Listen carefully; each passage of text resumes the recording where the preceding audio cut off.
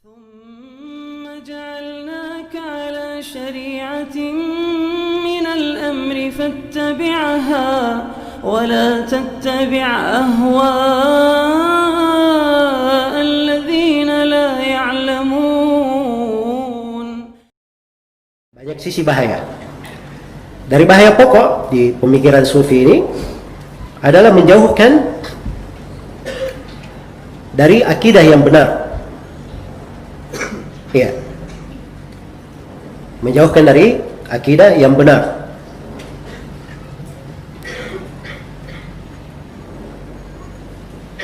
Baik.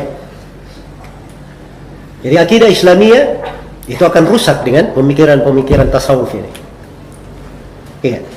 Kerusakan pemikirannya bukan di dalam masalah bid'ah saja. Bahkan masuk di dalam kesyirikan dan bid'ah yang mengkafirkan, mengeluarkan dari apa? Dari keislaman.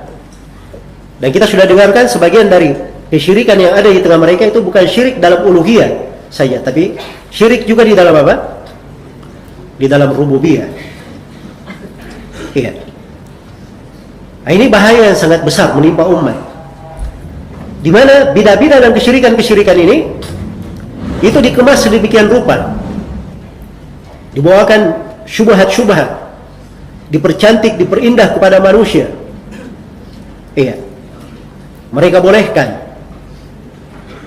Akhirnya banyak orang yang tidak mengenal jalan yang lurus, tidak mengenal akidah yang benar yang dibawa oleh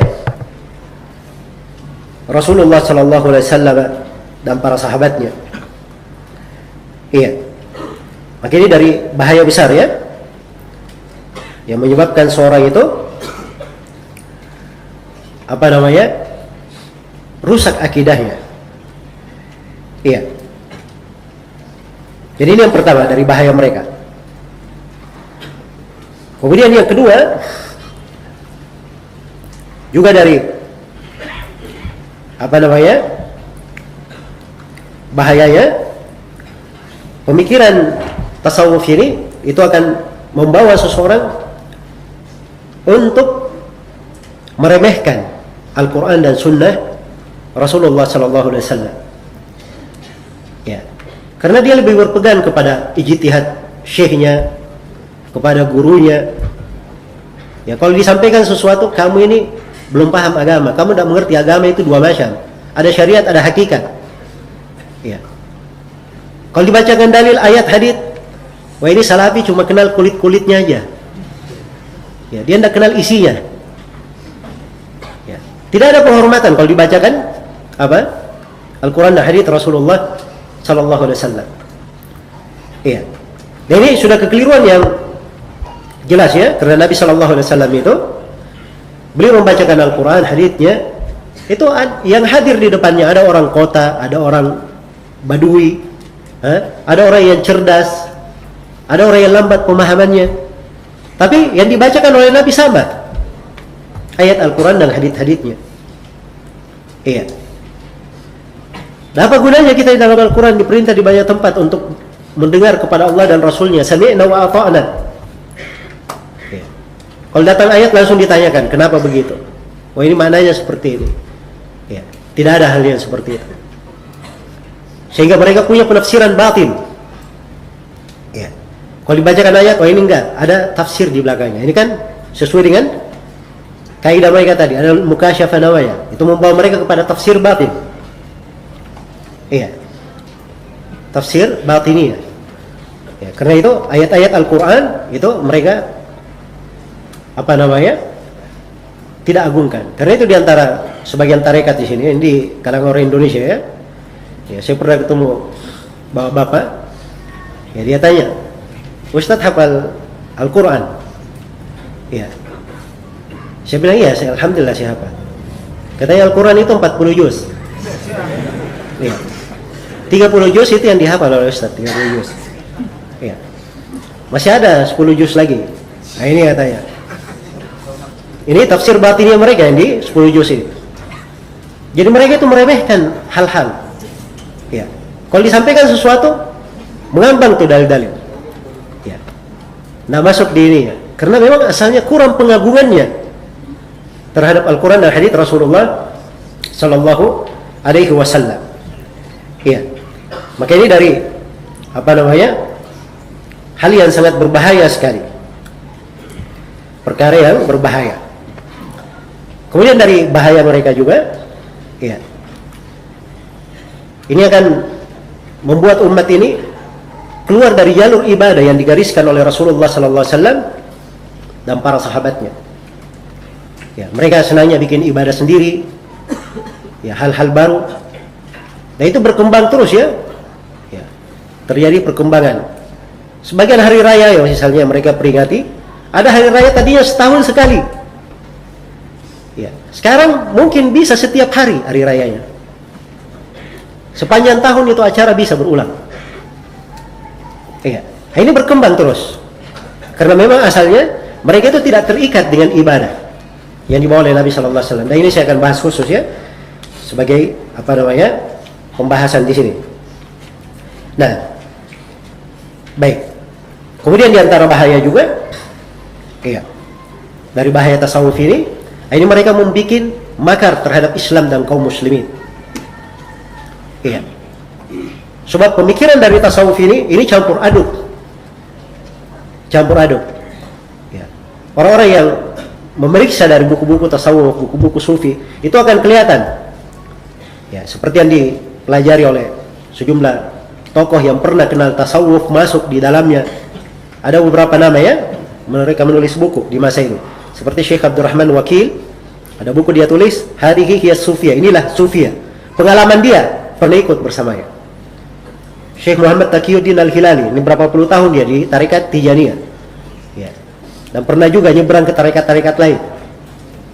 Ya. Kemudian ada buku yang ditulis oleh Syekh Ihsan Ilahi Zahir dari ulama Pakistan. Ada 2 buku populer beliau. Beliau menyusunnya dari ratusan buku. Dan dia baca dari buku-buku tasawuf yang terdahulu maupun belakangan. Iya. Maupun yang belakangan. Maka kelihatan di situ bagaimana pemikiran-pemikiran yang tasawuf ini masuk dari berbagai, ada yang dari Nasara, ada yang dari Yahudi, ada yang diambil dari India, masuk di dalam pemikiran agama-agama wathaniyah. Itu masuk di dalam ritual-ritual ibadah yang mereka kerjakan. Iya. Karena itulah buku-buku Ibn Arabi itu yang semangat mencetaknya adalah orang-orang Nasara, orang-orang Barat. Ya. Dan buku yang paling pertama dikeluarkan di masa sekarang, bukunya Ibn Arabi dicetak, itu yang cetak orang-orang yang orientalis di Barat sana. Mereka memang semangat memasukkannya. Iya. Karena Ibn Arabi ini kadang dia memang duduk di gereja. Iya. Dan kadang sebagian hal yang ada pada orang-orang Nasara dianggap lebih baik oleh Ibn Arabi ini. Jelas ya?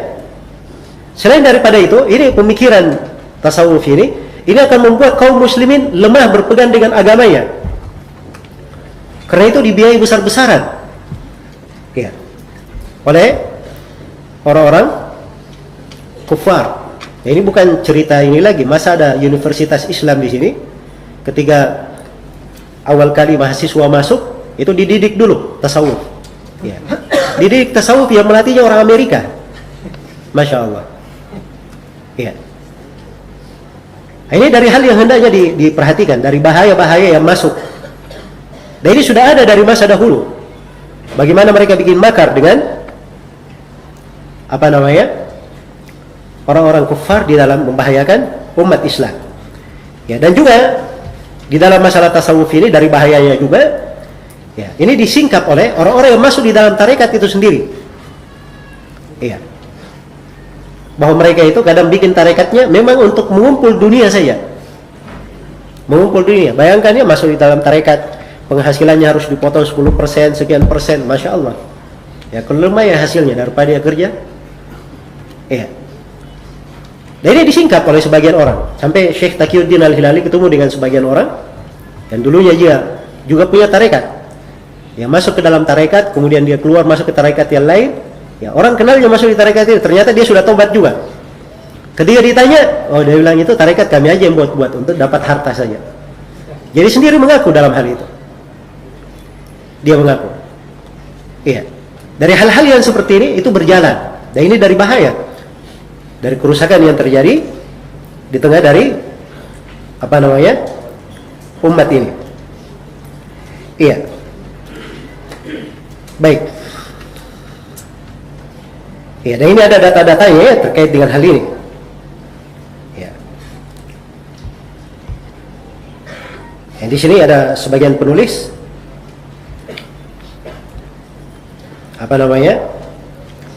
yang memberikan data. Ada buku yang berjudul Jamaat Tabligh yang berada di benua India, karya Sayyid Talib, halaman 80. Dia sebutkan bahwa Jamaat Tabligh itu menerima bantuan dari pemerintahan Inggris. Iya. Nah, ini Jamaat Tabligh ini adalah tasawuf masa kini. Iya. Karena itu dari tokoh-tokohnya mereka baiat di atas 4 tarekat. Di atas 4 tarekat. Nah, ini siapa yang membaca tentang Jamaat Tabligh, maka dia akan dapatkan dari usul tasawuf, dari pokok-pokok pengkiran tasawuf ada di tengah mereka. Baik. Jadi ini sebagian hal ya yang terkait dengan masalah kekhawatiran dan bahaya seputar tasawuf ini. Iya.